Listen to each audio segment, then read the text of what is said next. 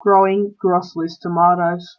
Welcome, and in this video you will be learning about how to grow Grossley's tomatoes and the tips and tricks about them. Growing Grossley's tomatoes, you would need at least 6 hours of sun a day. To start growing Grossley's tomatoes, you must first clear the soil of any weeds. Then add some compost or some other organic matter, such as chicken manure or cow manure.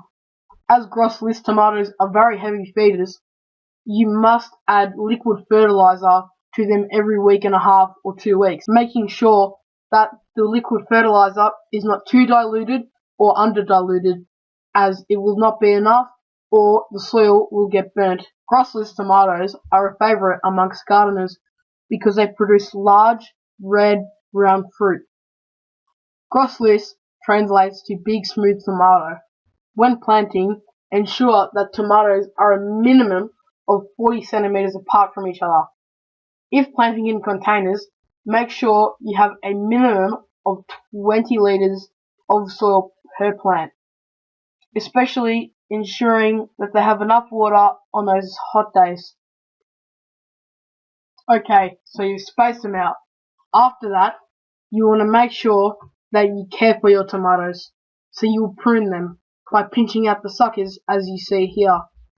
These suckers produce fruit producing vines, so that will take out a lot of energy and you only need 2, or else they will reduce fruit quality and size, and probably even number for that matter. Then you want to pollinate your tomato plants. You will do so by grabbing either an electric toothbrush, turning it on and placing the electric toothbrush at the base of the flower, or you will flick your tomato flower a couple of times. If your tomato flower falls off whilst you flick it, that means you have a dead flower, blossom drop I think it's called, don't quote me. You also want to keep birds away. Do so by placing netting over the tomato bush or plant, ensuring that the net is not directly touching your actual tomato, because the birds will just peck through.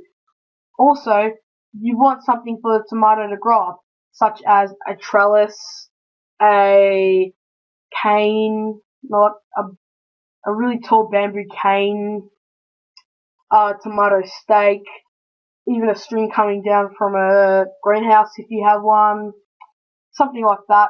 That would be great, or else the tomato will fall down, the tomato plant, and you will most likely get disease because the leaves are touching the dirt specifically, and the tomatoes are as well, so bugs also on the ground can get them. Another thing you would want to do is 30 centimeters from the ground, make sure your leaves aren't, there's no leaves from 30 centimeters from the ground, or else disease can happen from the soil splashing onto the actual leaves, spreading fungal diseases, reducing your size of tomatoes and your quality of tomatoes. And another thing, tomatoes are a larger size tomato, so it's almost inevitable that you have to have some sort of cage or something just to, so they can grow up, the thing doesn't fall over, things like that.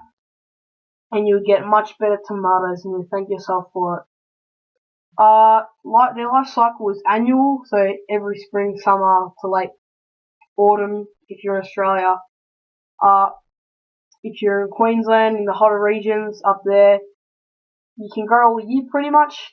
But if you're in the lower part like Victoria, like right now we've had a 40-degree day and it's gone back to 20 degrees. It's crazy. So make sure that you have a great warmth. They will grow in cooler conditions, because they have survived frost with mine, but I would not recommend it. I may have just been very lucky.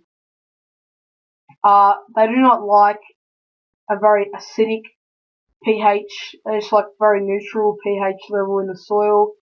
So, make sure it's not too bad, make sure it's not too clayey, things like that. Make sure it's not too rocky, not too sandy, things like that. And you have good tomatoes all year. Well, not all year, but pretty much all season.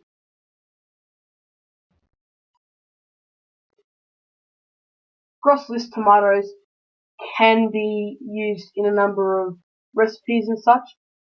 You could cut them in half or into chunks and put them in your sandwich. Chuck them in a salad, cut them in half, grill them with bacon and eggs or something, or garlic and onion and zucchini, whatever. You can also make sauce with them if they're very soft. That's a very good thing. When they're soft, cut them up in small pieces and you slowly, basically boil them, adding flavour to your taste. Also, when you pick the tomato off the plant, if it's still a touch green, it will ripen inside the fridge. Like if you get a bit excited, something like that, or someone picks them too early, things like that, you go good. Yeah. If you find you get your tomatoes like splitting, that's most likely due to overwatering. You can do that by taking a day off or 2 days off of watering or more, depending on how wet your soil is. How much it rains, things like that. Also, another thing with watering, make sure the water does not touch the leaves, as disease can spread through that. They could get burnt, which I have had. They can cause fungal diseases, and yeah, that's pretty much it. Killing your plant, or as I said before, reducing quality and size. And yeah. Okay, that's pretty much it. Happy gardening. Hope to see you next time.